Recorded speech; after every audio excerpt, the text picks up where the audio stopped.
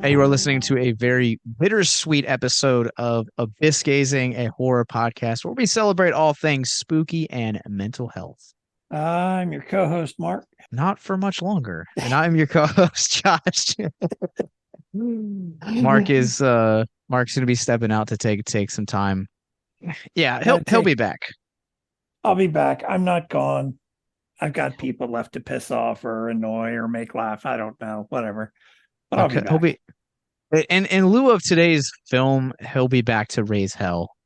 I feel like that's the best way that Nice. we can talk about it. And we are continuing our coverage of Horrific Hope Film Festival. Uh, we had the uh, we had the David and Chris, the writer, director, producer of Wait for It, the continuation of the Behind the Mask, the Rise of Leslie Vernon, a couple episodes ago. And we are back after talking Scream last week. And moving forward for the next few weeks, we're going to introduce you guys to the talent behind the feature films of this year's lineup.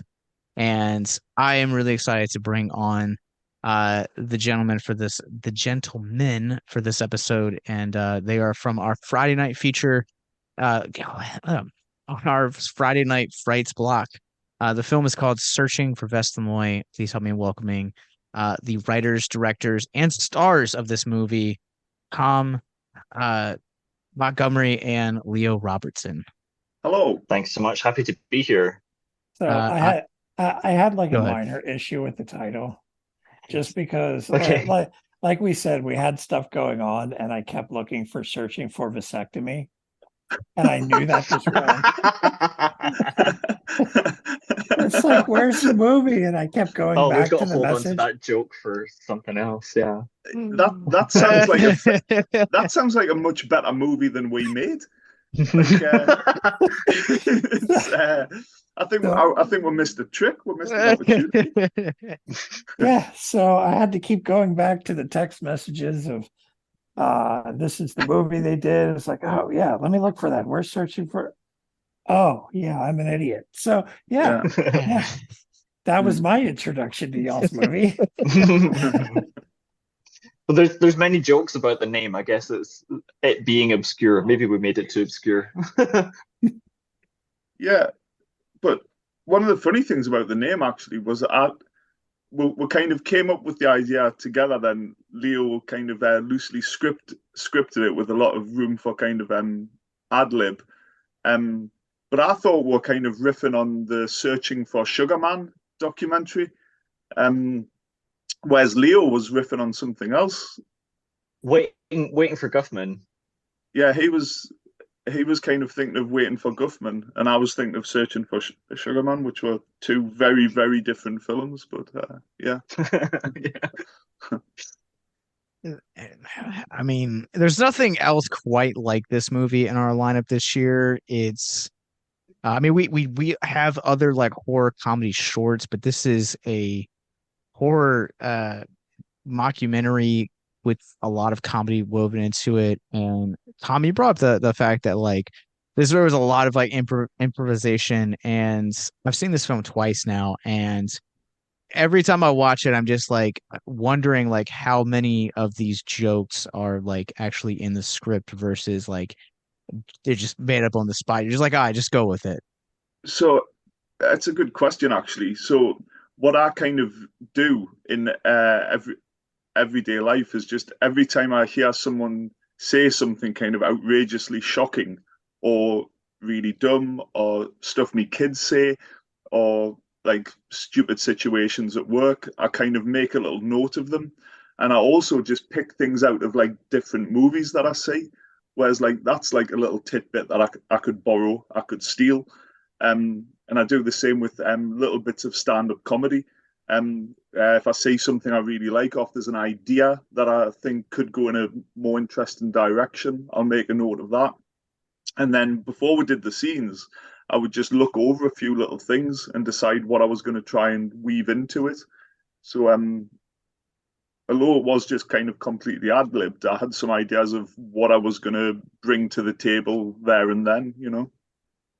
I would add that some of my favorite bits are the most ad-libbed. Like when we did the what's it the what's it called, like the reel, his TV reel at the beginning for William Fair. We just like went filmed down the harbor. We were like, that's a funny boat. Make up the history of that boat, and I'll film you. And then Yeah. there was bits that we didn't put in that was just like there was some sort of, was it like a Coast Guard exercise where there were guys putting on the high vis suits, jumping into Yeah. the water, and there were like news crews there filming it, and so we just added Tom to the news crews, started filming it, and Tom just made up something about some guy drowning in the harbor that wasn't Yeah. true at all. And But yeah, and the other cameramen were looking at me at the time, they were like, what's laughing he at Tom. saying? So Like, what's he saying? Who are It's these like, guys? he's kind of like, no, nobody's died, nothing's Yeah. happened. Like that, it's just an Tom was exercise. just like, he was And like, I too was much ice stood there, cream and yeah. a beer. That's that guy's night. Now he's in the harbor. Oh, I had no idea that Tom was a comic genius before starting this. If I had, I would have never bothered making any other type of film. We just filmed him all the time. No, but I think the one common little thing that I did to kind of get into character every time was that I would ask the cameraman, like, can you see me? Am I in frame? Like, can you hear me okay? And I would always get them to say, we're not sure, or I don't know. And then I would shout at them, like, what do you mean you don't know? Can you see me or can you not? Can you hear me or can you not? And I would shout at them really nastily. And that kind of put me in the right track for that character, I think. I'll see you got into character, and many people that we worked with didn't realize that was Tom starting as well. Yeah, the first time we did They it. thought Tom was just really angry. Yeah. Yeah, there was people kind of on set, if you want to call it that, like on the first day Yeah. that we did it, and I started shouting at the cameraman really nastily, and they started getting freaked out. They were kind of like, "What? Why is he behaving like this?" Kind of thing. So Which only amused us further. with something like that, do your co-stars or other actors on the set, do you like apologize beforehand, like before you start taping, be like, look, I'm going to be a dick today. Yeah. Don't take it Pretty personal, much. but yeah, good luck with Yeah. that. So I did a lot of sorry, go for it, Tom. No, I was just going to say there was definitely bits where I knew I was going to go do stuff that was going a bit too far. That was maybe invading someone's personal space, and then I would tell them that I was going to do it, like just in case they said no, I don't actually want you to do that, and then it was like, okay, well, we'll just drop that bit and move past it. We just wouldn't do anything that. Because like you kind of, you have a good sense of what, like, I wouldn't just slap somebody or something like that. Like you would kind of check that first, and if they were like no, just drop it. I was going to say that I did the same. I made sure that people understood the premise of what I was going to do before we pressed record. But as soon as we stopped recording, I was like, thank you, sorry, thank you. I'm obviously not like that. Sorry, thanks. Like, Yeah. it's really, I think because particularly like without spoiling it, like I don't know, there was one scene where we were doing where Tom just started laughing and he was like, that's awful, and I was like, great, I did a good job then, I guess. But you can't, you don't have a good yeah, I think once you get into it, you get a sense of, oh, this is a really terrible thing I'm saying.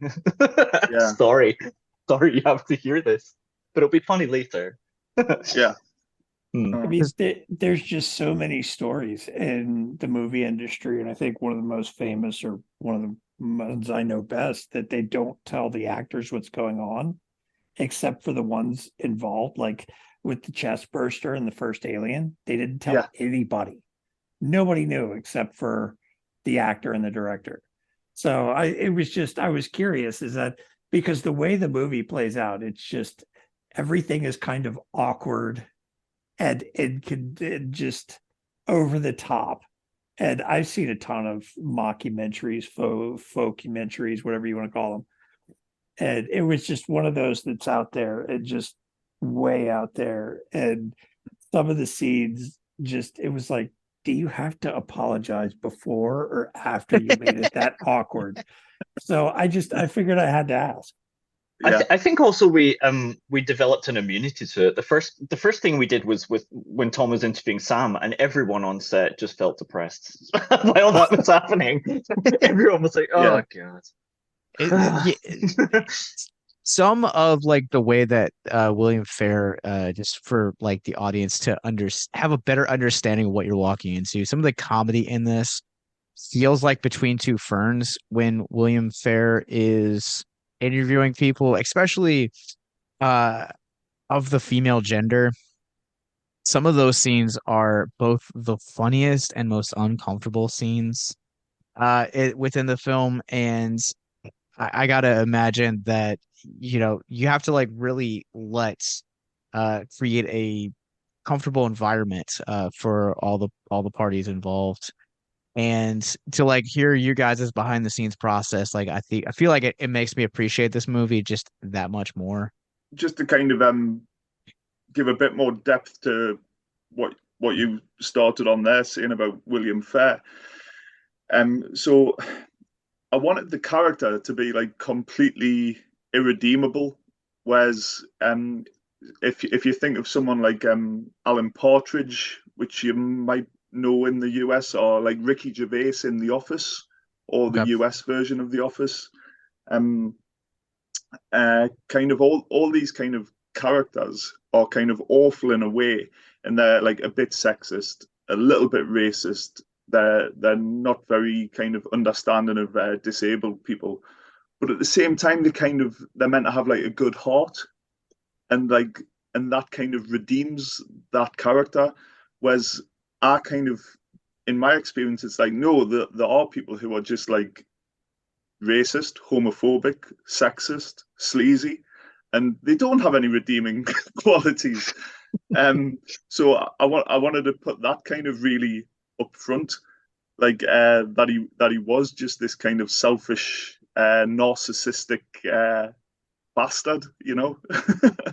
uh, I find it really interesting, like the response we got from other audiences, how much they wanted the characters to be redeemable.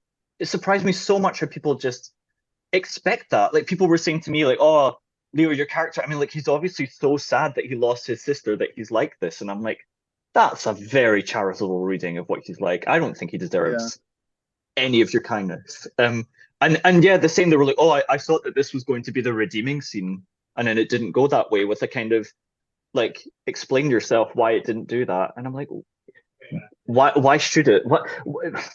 I don't know. There's two scenes in particular that like Hmm. make both characters completely irredeemable. It is the very last sequence in this movie that I'm not gonna talk about, but it is 100% like an irredeemable moment for your character Leo, and then Hmm. for William is the character where it's like the turning point where pretty much all of the documentary crew decides that they've had enough.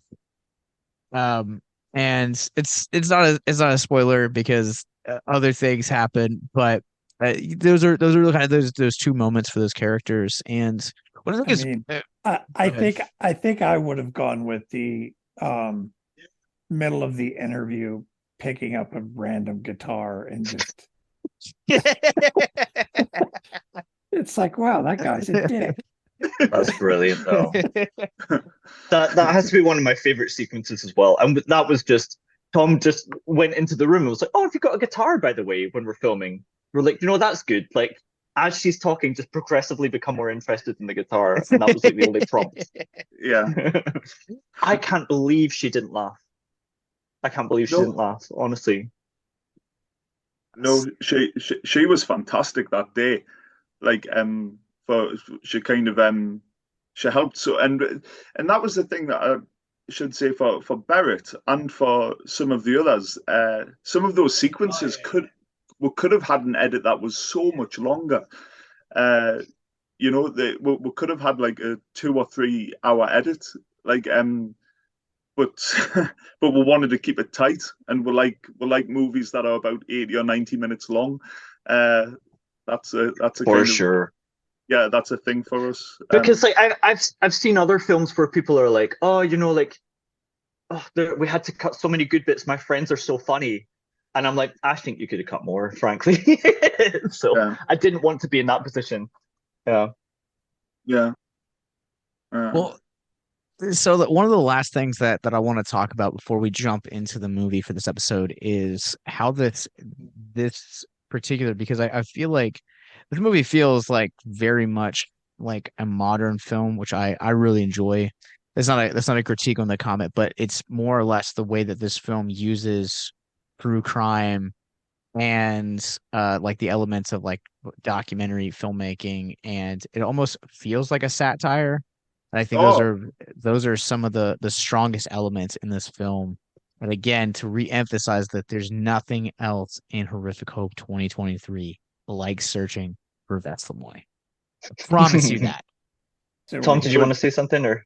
yeah. I mean, it's that we took a lot of inspiration from the true crime industry, It is which an it's industry become. now. Yeah. 100%. And Netflix are definitely the trailblazers of that industry. And they're getting you get a sense of desperation of that they're looking for more and more obscure and less interesting crimes to actually Mm. to look at as well. But just the amount of people in these documentaries that have basically made a career out of a terrible event that's happened to somebody close to them. They've written a book. They've started a podcast. Um, they've done or they've just done like loads of interviews and things like that. And you can see that it's become like an important part of like who they are. Like and that was like definitely a touchstone that all of these characters were in some way cashing in on the disappearance. And the one of the points of the William Fair character was to turn that on the documentary makers themselves, like not just the people directly related to it, but how much how ethical is it to be making a documentary or indeed a 6-part series out of It's out all of about the a miniseries. yeah man out of an event. I would just add that for me, I think the most liberating thing about working on this one was how anti-pretentious it was, right? It was everything in our methods that you weren't supposed to do. And we hear that so often. It's some people talk about filmmaking as if you have this. It's almost like they've read the textbook and you're like, which textbook is it you're quoting from that I supposedly haven't read? And you're also like, but it doesn't work like this at all. Well, I don't know. So it was fun. There was lots of people on that set, I think, that were very rule bound and were really uncomfortable with us just saying like, no, just point it there. I'm going to jump cut it over there. I'm going to do that. And that was the fun of working on this one. And I really think that translated into the final product was just deliberating, like, we think this is great. Enjoy the sequence of stuff we think is cool. That's filmmaking to us, you know? Yeah. Yeah. 100%. Well, you guys can check out Searching for Veslemoy, and you guys can also meet Tom and Leo because they're flying in all the way from Norway to attend our little festival. It is making its US premiere Friday night, April 14th. Make sure that you guys click the links in the descriptions below to check out and purchase tickets because it's all going towards a good cause. Not only do you get to see great films like Searching for Veslemoy, but you get to help us raise money to get mental health resources into more film festivals, conventions, and other avenues as well. So all the links are in the show notes below. But Mark, what did you bring us for your final episode? A classic, a heavy metal classic, Deathgasm. It's 8 years old. It is fantastic. Deathgasm came out a few years ago, and I watched it because I had heard a bunch of hype behind it when it hit, like, I think it had come out on Netflix shortly after it came out. And that's how I found out about it. And it was just, it's hilarious. It's awesome. And you get to tell people there's death by double dongs. When we were like crafting what we wanted to do with you guys, I went to Mark and I was like, look, I am terrible at picking like horror comedies. Give me a horror comedy that you want to do an episode with because these guys have a horror comedy, and it would be great to match the two genres. And he was like, Deathgasm. No second thoughts. And I was just like, okay. I had no idea what I was getting myself into. I love heavy metal music, and this movie was a lot of fun. I've had a lot of friends tell me for years that I need to see this movie. And Mark, you were the one friend that finally got me to watch it. It's it's one of those things that for some reason with movies that are based around metal as like the center of the story, metalheads know they're making fun of metalheads and all the stereotypes, and we don't care. We love it anyways. It just makes it that much more fun. Like Heavy Trip is another one that's making fun of heavy metal and death metal bands and festivals, and it's absolutely hilarious. It's awesome. Um, Deathgasm, there was another one that came out on Netflix about 6 or 8 months ago that was the same kind of thing. And it's very obvious that they're making fun of the heavy metal culture and community, while at the same time, we don't care. We think it's funny and can make fun of ourselves in the process. If you or someone you know is listening to this podcast right now and you're struggling with suicide, addiction, self-harm, or depression, we encourage you guys to please reach out. This is the heartbeat of why we do what we do. Suicide is currently the 10th leading cause of death in the United States, and as of this recording, there are 132 suicides that take place each and every day on American soil. And when you scale back internationally, there are 800,000 successful suicides. That is one death roughly every 40 seconds. So if you or someone you know is struggling, you guys can go to victimsandvillains.net/hope. That resource is going to be right in the description wherever you guys are currently listening or streaming this. There you'll find resources that include the National Suicide Lifeline, which is 1-800-273-8255. You can also text HELP to 741-741.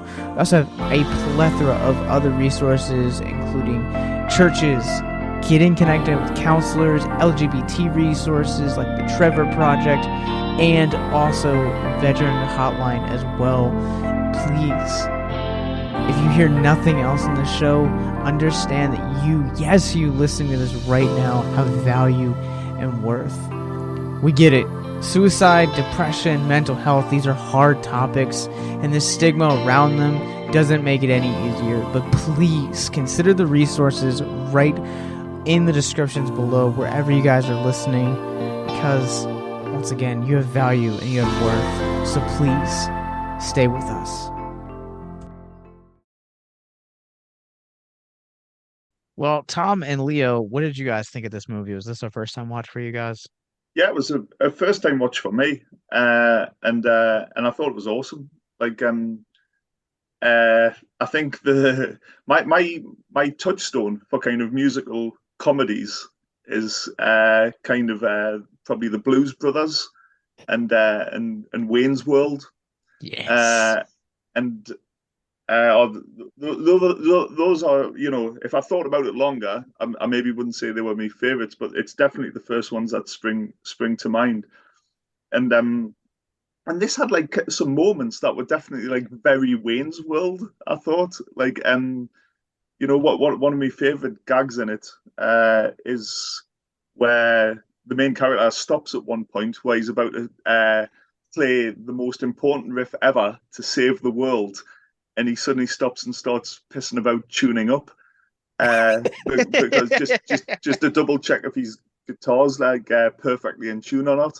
And anyone who's ever picked up a guitar or been in a band is kind of like knows that moment, and in that frustration when the guitarist suddenly like goes, oh, hang on, and starts like doing a little fine tune.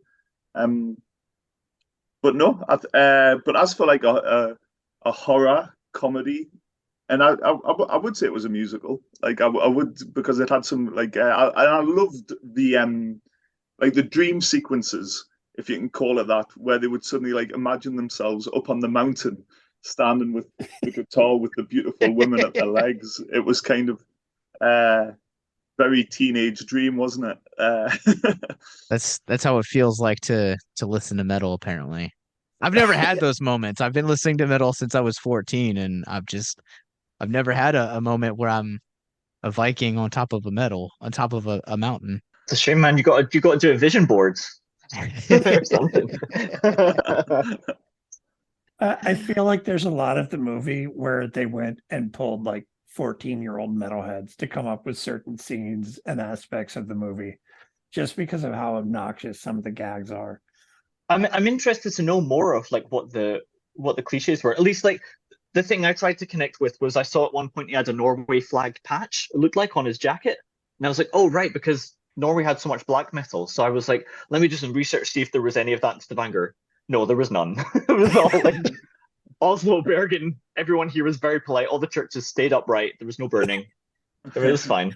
Uh, So that was disappointing. But this is like, I mean, we've seen a lot of horror films similar at festivals and stuff, but this is awesome. It's beautifully done. Like the lighting, the editing, all of the special effects and stuff. There's so much of it. It's so beautifully gratuitous in its violence. And yeah, like to me, it brings to mind like Edgar Wright, Shaun of the Dead, of course. I Oh think is this, yes. yeah, and then early Peter Jackson as well, coming from New Zealand, as the film does. It, Yeah.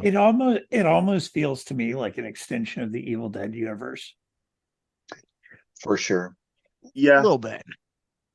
it was. Like I it- think definitely when you first saw people transforming into zombies or demons, it's like that's an Evil Dead transformation or kind of moment. Like, yeah, And then they have the pages out of some old book yeah, to summon the demons and the all that.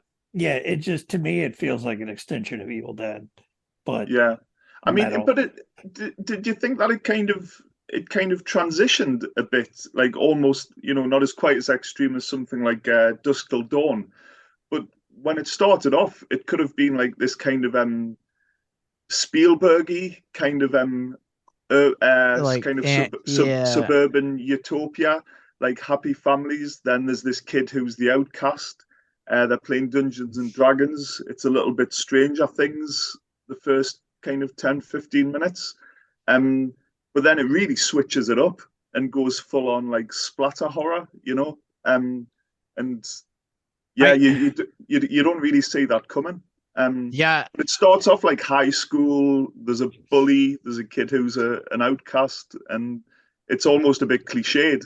But then within 15 minutes, it's like, nah, it's not that movie.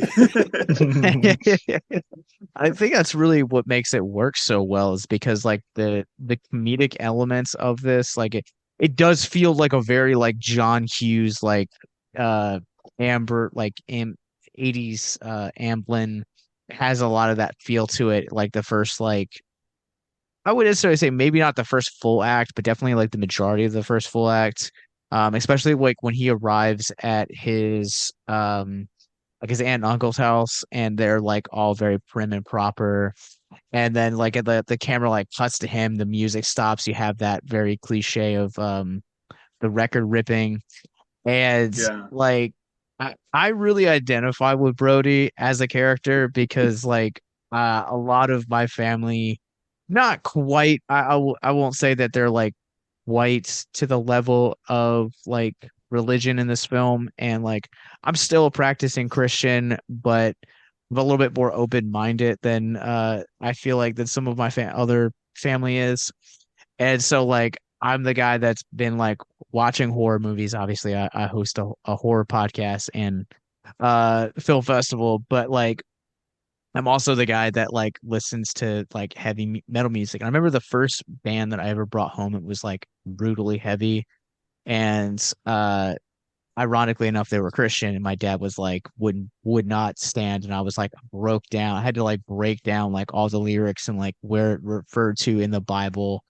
Um, I feel like that might have been yeah. something like Zao. Uh, yeah. One of my first bands was like Zao, Under Oath, Haste the Day. Um, but yeah, like so there are definitely like moments in this that I like like resonated with. Brody's arc throughout, I just thought was like absolutely hilarious because you never knew where the comedy was going to strike, and that's what I really like about like really strong comedy. I feel like always catches you off guard. Yeah, that's true. But Mm. because I got a funny sense of like when was this meant to be taking place? Was it like the late 80s? Was it the mid 90s? That's Like, what I asked. I was like, because I don't know. I texted Mark and I was like, what year does this take place in that we are using CD Walkmans? And there's like a prevalent shot of Medina like actually like changing out like 90s hip hop to like heavy metal. yeah. I think I was thinking it's like, and I didn't say anybody with an iPhone, I don't think. Like, so it's kind of like, but I like that where you're kind of not sure when it's meant to be set, but you've just got to kind of grasp at it. You know, okay, she's got a Walkman. It's like mid 90s, but then, the yeah, thing the thing that I always find amusing about these kind of films is like what they harken back to the 80s films when they've got the nude ladies. They're just like, whoa, look at this, there's nude ladies. And it's like, you can just Google those now. It's not the 80s anymore. That's not a yeah, selling point. Oh, It's just, I that don't always know. amuses me. It's just, it's such a fun movie. Like you get the scene that got turned into memes with him and his corpse makeup and the little blonde cheerleader girl sitting next to him and they're eating ice cream. Yeah. yeah, Yeah. And I've seen that used for so many memes. And it's actually, as much as it's kind of poking fun, it's so many that I've met some of those band members before, and they're kind of like that. They put on this like big grim persona on stage, and you get to talking to them, and they're like kitties, ice cream, and yeah. it's just so funny. But I, I guess in Norway, you've got so many more, you've got a lot of guys like going to gigs and things who are full on like that. And then you talk to them afterwards. And I was in a covers band for years, and like yeah, some like black metal guy would like come up to you afterwards and be like, "Oh, I actually listened to a lot of John Denver. You know, I really, you know, like yeah, like my parents always listened to Creedence growing up, so I'm actually a big fan. It's kind of music that I grew up with, and you were always and it never failed to kind of surprise me.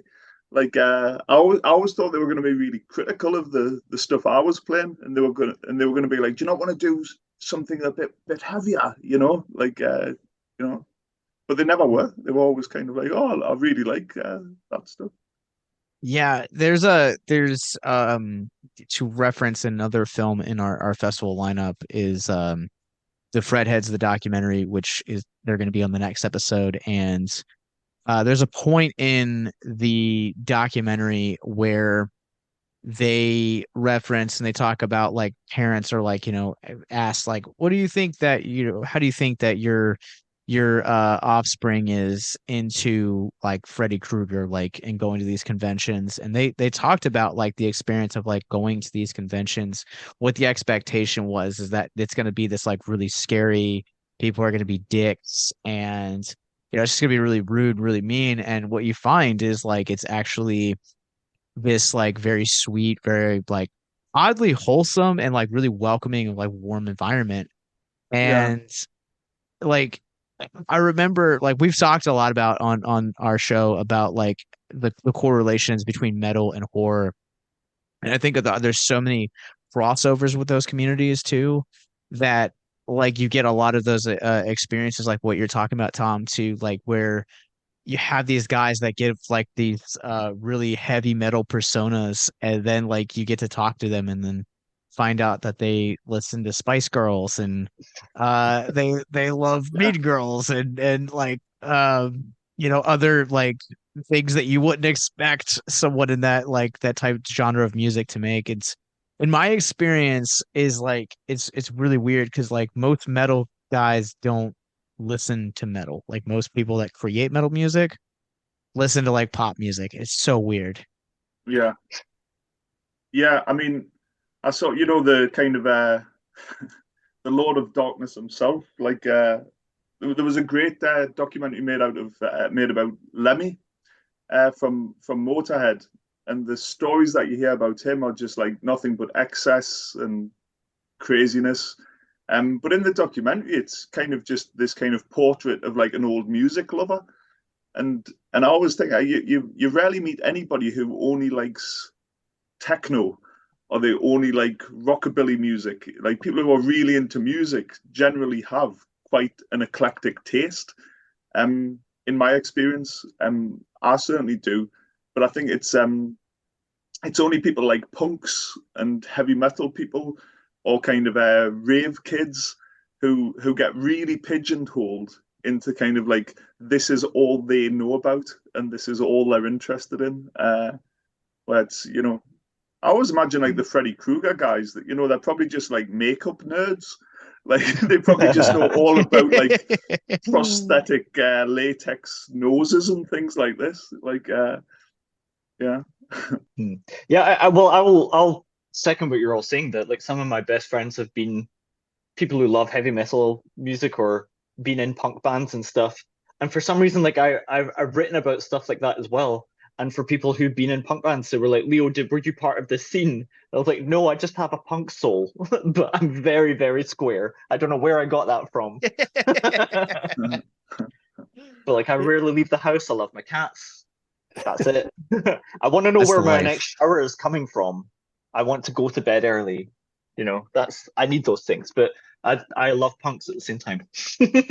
It's you had mentioned earlier about the death metal scene and burning down churches and stuff. There's actually a really good documentary if you're interested. I think it's May the Light Take Us or something like that is the name of it.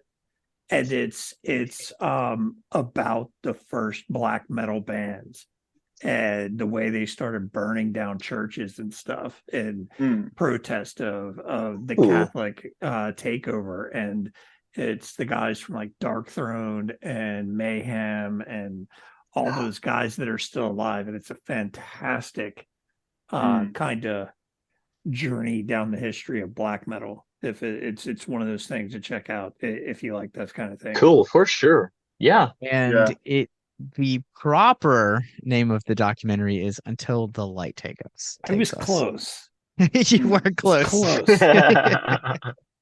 So, and then there was a one of the Culkins, one of Macaulay Culkin's brothers, did a Lord of movie Chaos. called Lords of Chaos. Yeah, Lord of Chaos. That was kind of a spin on the whole story. Those original bands. But yeah, that documentary is excellent. And it goes back to people thinking that metalheads are very serious and temperamental and all that. And that kind of scene kind of helps get that image that they kind of created by accident. They kind of got all of us labeled that way. Well, I think also like alternatively, like, you know, we've been talking a lot about like Brody's arc throughout the course of this, but it's also worth mentioning that like Medina's arc in this is she's very much like the cheerleader and like wanting to break that stereotype.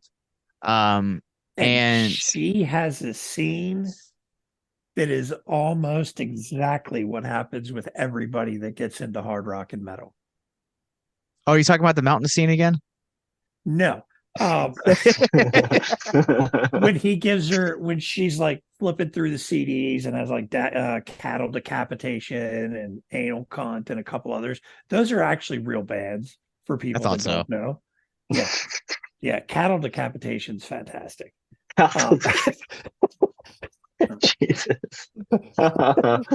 But they show her switch out her like hip hop and put on one of the albums he gave her, and she's just, whoa, holy crap, what is this kind of reaction? And almost everybody I know that got into metal, they heard that first band and had that reaction.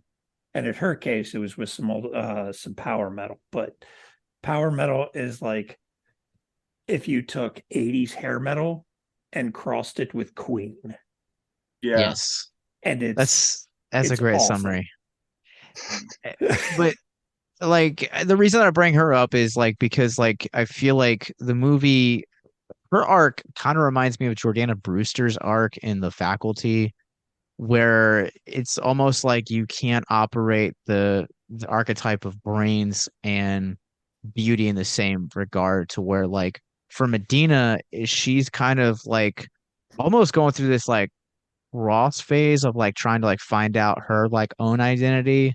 And it's when she meets Brody and kind of goes through this like really brutal apocalyptic episode of like battling demons, that she tries to like find someone that she's actually really comfortable with. And so much so that I think one of my favorite scenes in this movie is at the very end before the credits, where Brody and her are together now, and like she's got like a tattoo now, and she smokes cigarettes and wears like really dark makeup. She's in the community now, and that's one of the things that I love about like the metal community and the horror community, is that like you just belong instantly. It's so welcoming and so inviting, and that's such a powerful thing for your mental health, especially if you're in this place that she's in the beginning of the film, where you don't feel like you quite belong. You're just kind of doing this because this is what Hollywood says you need to do, or romance novels, or what your parents or what people expect of you. And like her journey of kind of going from this like really proper, almost princess like archetype to this like really like uh just no holds bar like badass by the end of it, was such a beautiful thing. And I love the fact that like Brody like looks to her and says, they're talking about Cannibal Corpse, and he's just like, whoa, did I just get schooled? Like she now knows more than him, which I thought was Yeah. like such a great way to end her art. Mm. And it's a community that pretty much accepts almost anybody. Absolutely. Yeah. They don't care what you are, who you are, what you like, or what you like to stick where. They don't give a shit. It's you're part of the community. You're one of us. Yeah. So, and What I've talked about it before. I had a buddy somewhere I used to work, big into hip hop, and I talked him into going to a Ministry concert. And he was actually nervous because he's like, aren't they a bunch of racists? The young guys are like, I hear y'all racist. And so I was like, dude, you're fine. Just wear a shirt. You don't mind getting pulled, and some shoes. You don't mind getting stepped on. You'll be fine. And by the time we left, he was like, dude, that's one of the funnest things I have ever done. Everybody was so cool. And he wanted to go to more shows, and almost made him a convert. So he was like, half the stuff we did at the shows, we'd have gotten beat up at it like a rap show. I think it always encourages me to write more horror, to make more horror films and stuff as well, because I just want to come back and hang out with everyone.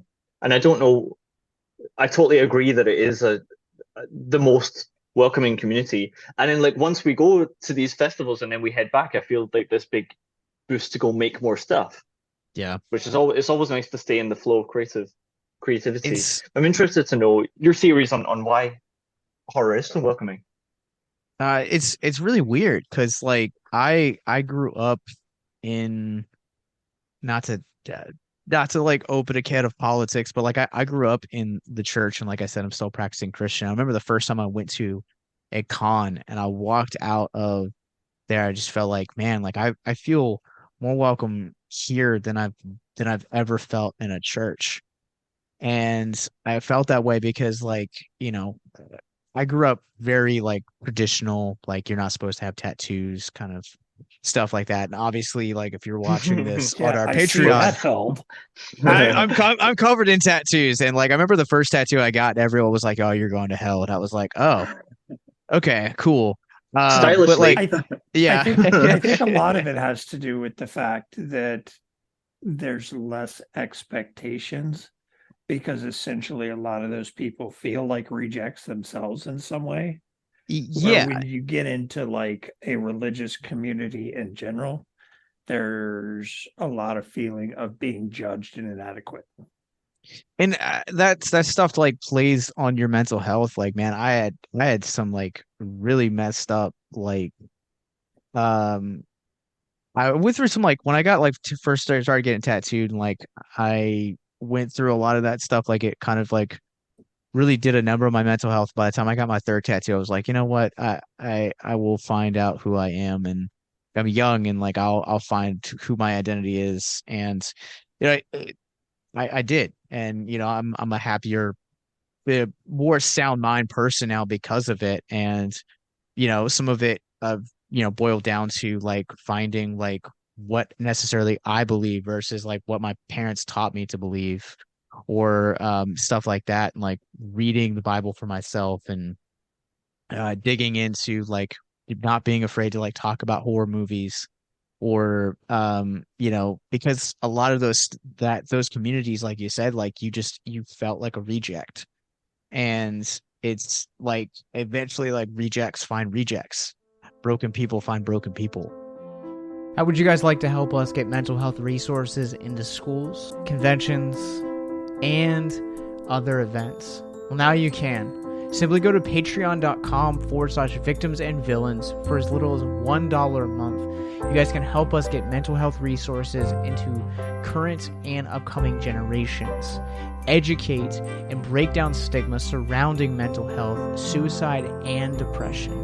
And you get exclusive content that you can't get anywhere else. And you guys can tell us which Nicolas Cage movie you want us to cover, and we'll do it. All it takes to get started is to go to patreon.com/victims and villains, or simply click the link in the episode description wherever you guys are currently listening or streaming this episode. Pick your tier and get started today. Yes, it's that simple. So quickly select the tier that you want and help us get hope into the hands of the depressed and the suicidal today.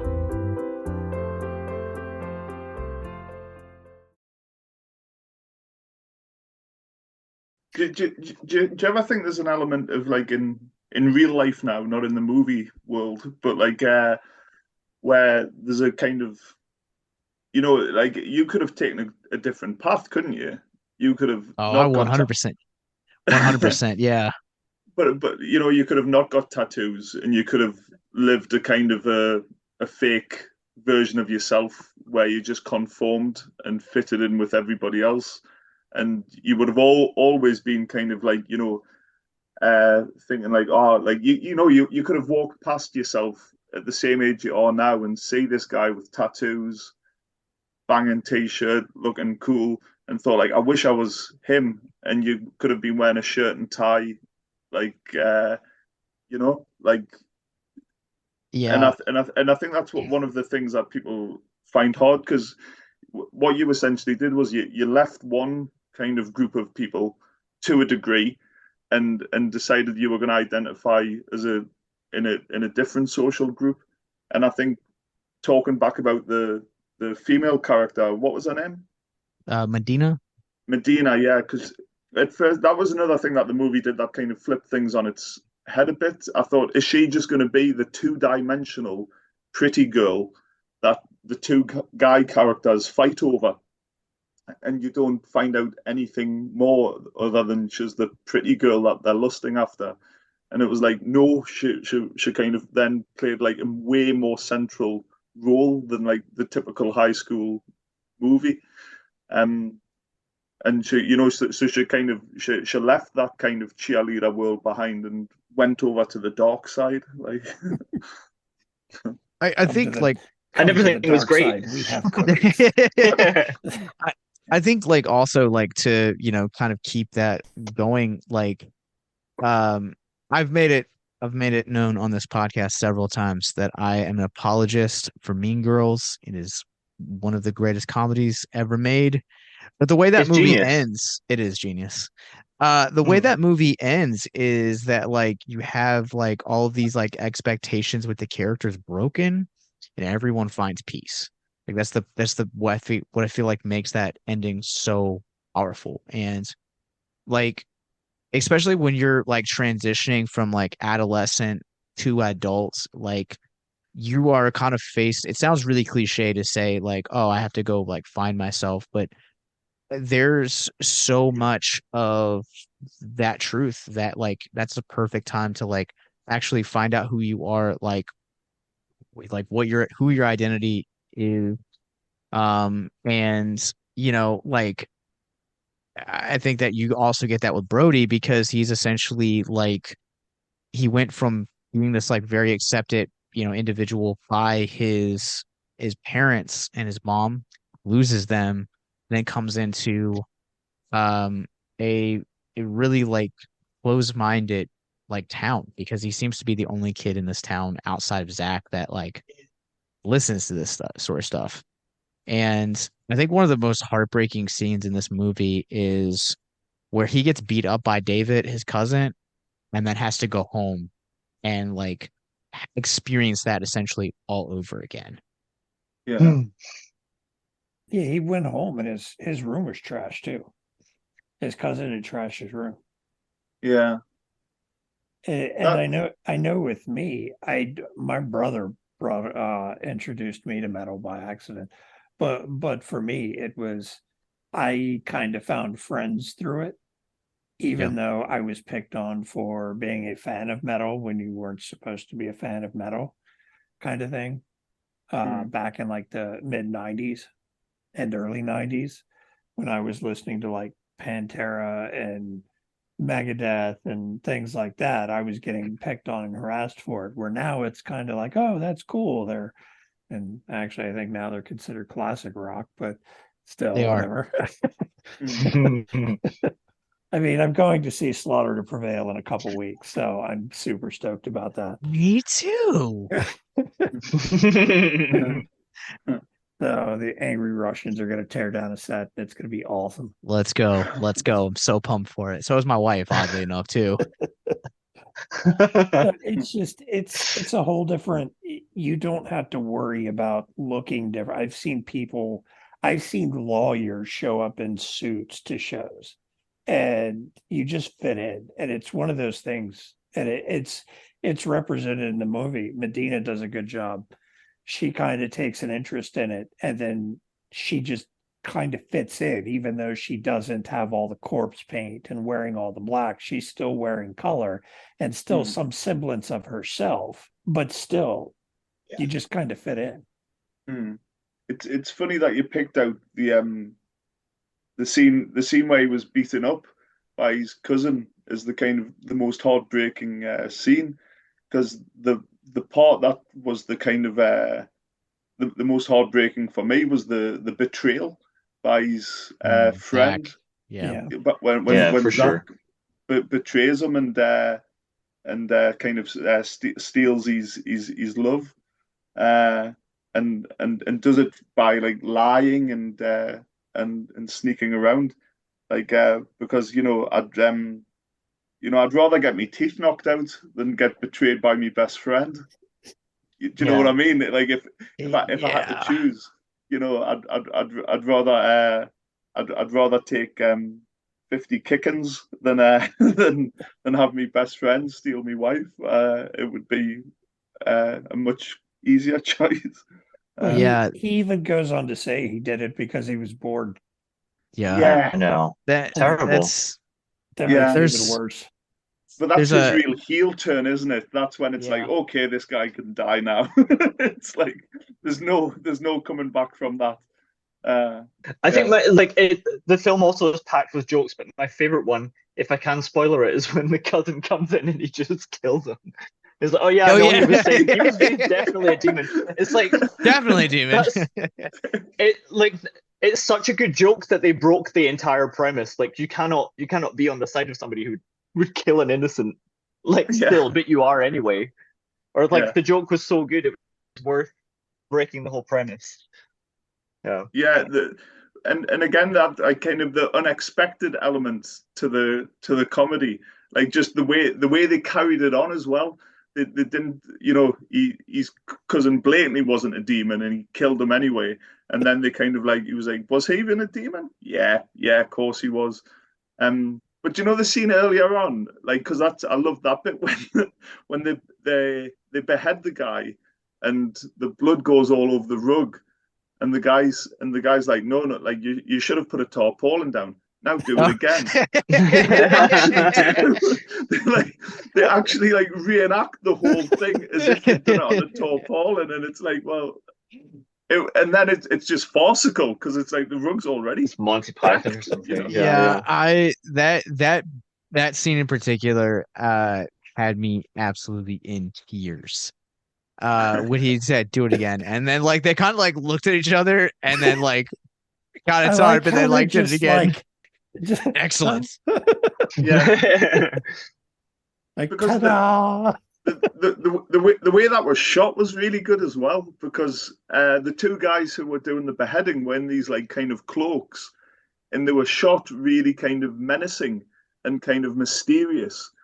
And then as soon as they decided to make that joke, they went to like a wide shot of these like guys in these cloaks. It was really well lit, like so you could see everything, and it's like it's just guys wearing like bed sheet, not bed Party sheets, masks but like or whatever. yeah, Yeah. yeah, just like in a room, and it like and then all of a sudden you weren't in a horror movie anymore. You were in like a carry-on farcical like movie. Oh yeah, like the like I said, the directing, the editing, like all of that was brilliantly done. And yeah, the practical effects, the emphasis on the practical effects, some of them were brutal as well. When you see the older guy first getting his neck sliced and stuff, I was like, oh, I believe that. Yeah. It's really good. I don't know. I kind of like the dude's head getting pulled off with its spine. And then Oh the body yeah, still just yeah, sitting that there was spraying blood like a fountain. a wonderful That was really reveal. good. That was the spine coming out. There's so much fun and ridiculous in the movie. It's fantastic. Yeah, like I know we keep saying this, but like there's so many like unexpected like moments. Like you don't know where the ridiculousness is gonna like go like next. Like, and I feel like that's really what makes it so effective when you like sit down to watch a like a just a straight up comedy. Like jokes are like really hard to like do, and like that's why like I love the fact that you guys brought up that there's a lot of improvisation in like searching for Veslemoy, because like it makes the comedy like work so much greater. And in Deathgasm's case, like it works, it really, really works because of just how like how awkwardly funny like and just left field some of these like comedic moments are. And how would the movie still be as fun and rememberable without it? No, I also like one of my favorite bits in the comedy in this is like the in the end where Medina leaves for work and Brody's like he gets like the evil record comes out and it ends up being Zach, and then they end up going it's a post-credit scene where they end up like talking about like other like band names that they could do, and I was just like this is hilarious. It's stereotypical metalheads. Yes. Look, naming a band is one of the hardest things you'll ever do. I take it you've been in some, or you are still in some, Josh. Yeah. No, I don't do it anymore. I will dabble in music from time to time, but I played in bands all throughout high school. Probably into my first couple of years of adulthood, I toured around with bands, and I had a blast. I loved touring, and I loved that lifestyle. And then I got married and had, was shifted by priorities to like podcasting and film festivals. But different creative output, yeah. Yeah. I had another question for you. I've heard this, that there are two types of people. There are those who constantly feared the rapture, and there are those who didn't think about it at all. And like everyone I know is in the second camp. God, I'm wondering which you were in. If I may ask. Probably the second, just mostly because I don't feel like I'm educated enough to know anything about the first. Okay. Like the first camp is like really weird because you have like it's like pre-millennium, and then you have post. It's pre and post. So you have like two different groups, and there's like depending on who you talk to, I think there's a third camp too. But I'm like I've read the book of Revelation a couple of times, and I'm just like, I don't feel like I'm like educated enough to like stand on one side or the other. So, ignorance is bliss, I guess. The funny thing is I grew up in the same I grew up in the same kind of environment he did. So I grew up in a super Southern Baptist household where like everything was of the devil. Like I wasn't allowed to watch He-Man in the 80s because there was a witch and witches are of the devil, things like that. And the fact that my wardrobe has been all black since I was like 17 and listening to metal since I was like 12 or 13 just completely blows their mind that we raised you better than this. It's like, but it turned out fantastic. So it just, I don't know, that whole question you just asked and the explanation Josh kind of gave, I was always of the mindset of, why am I going to live for something that may or may not happen in my lifetime?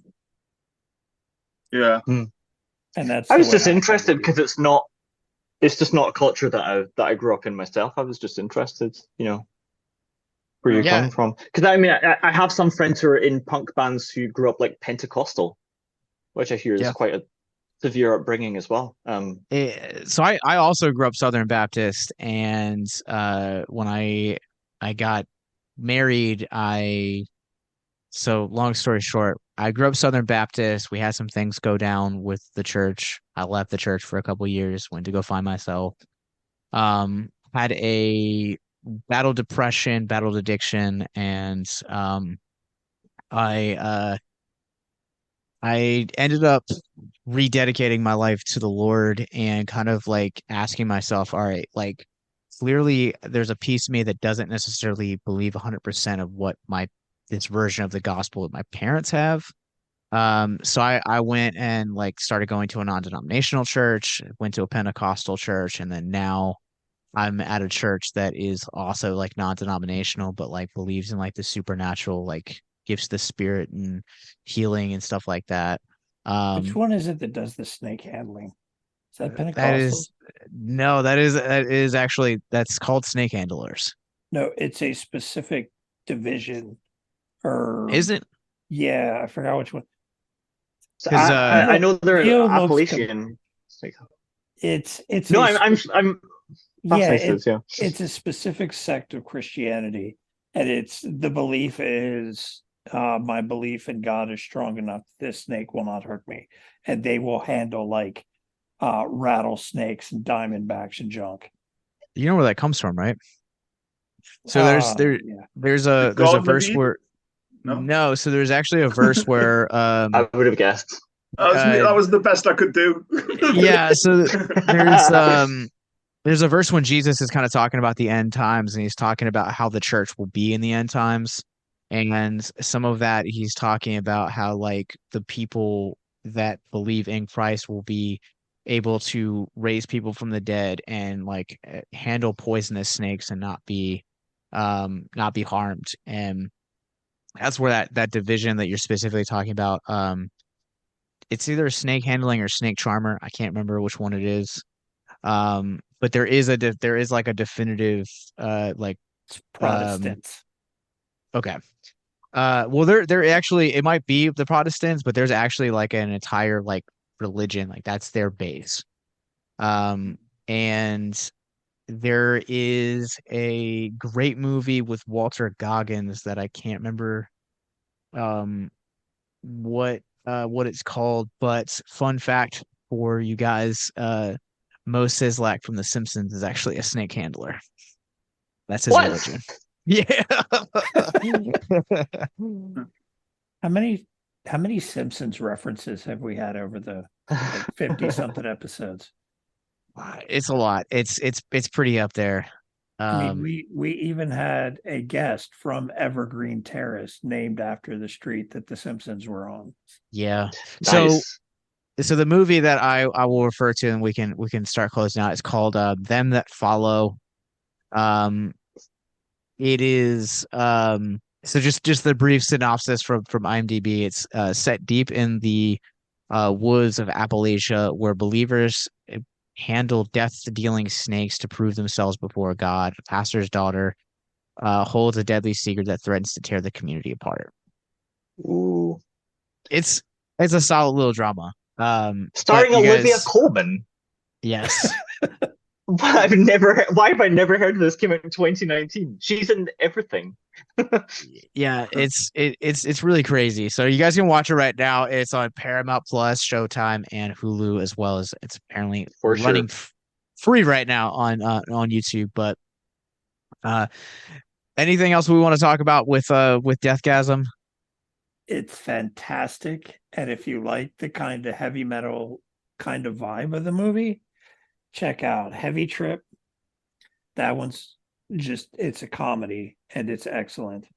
And the cartoon series Metalocalypse, which is a classic. Oh, Metalocalypse is amazing. I get to see them in September, and I'm so excited. Oh, I was supposed to see oh crap, Death Clock. I was supposed to see Death Clock with Gojira and Lamb of God.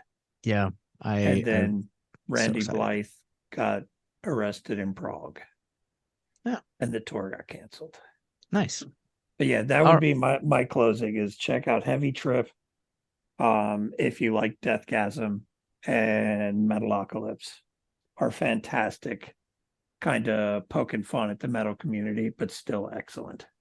All right. Well, we're gonna give you guys a heavy riff to close out on, because you guys can experience the U.S. premiere of Searching for Veslemoy and Horrific Hope Film Festival 2023, April 14th, part of our Friday Frights block, and ton of great other films that are going to be there this week, that weekend. And you guys can get your tickets right now in the link below. It is going to be April 14th and 15th at the Alamo Draft House in Winchester, Virginia. But gentlemen, where can people follow you online? Pooh. Who goes first? Oh man, that's a loaded question, huh?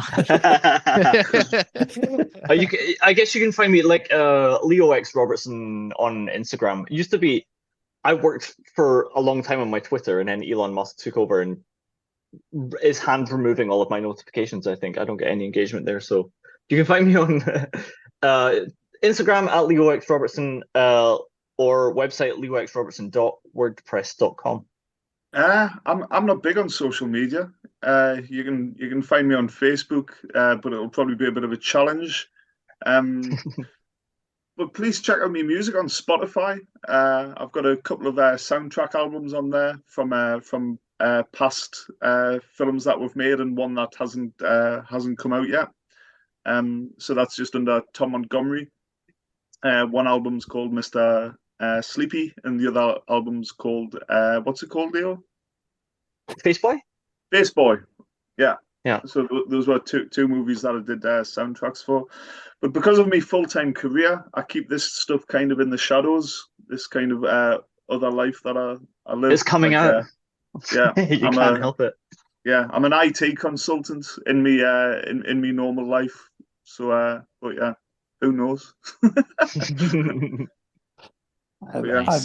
I'm actually in the process of getting some more IT certifications. Gotta up the paycheck somehow. Nice. Yeah, man. So I guess that leaves me and you. Yeah. So Okay. Mark, one last time for the last couple of months, for the next few months, where can people follow you online? There's probably not going to be much activity for the next couple months online, but if you manage to find my Instagram, it's Titanium Juggernaut painting like war game miniatures and junk, and occasionally 3D printing And things. You guys can follow me. I'm on Letterboxd at Captain Nostalgia. You guys can follow my very sporadic TikTok making excursions over at Gent Ghostface Gent, and you guys can follow us wherever you guys get your podcasts from. You guys can follow our parent company, Victims and Villains. We're on Facebook, Instagram, Twitter, Twitch, YouTube, and of course wherever you guys get your podcasts from. Make sure that you guys check out Searching for Veslemoy live at the Horrific Hope Film Festival 2023, where both Tom and Leo are going to be in the flesh, so you guys can meet them, high five them, tell them you love the movie, tell them you hate the movie. Just it's yeah. Anyways, it's gonna be a good Whatever you time. want. Tickets link is in the descriptions below. But until next time, remember that the longer you gaze into the abyss, the more the abyss gazes into you.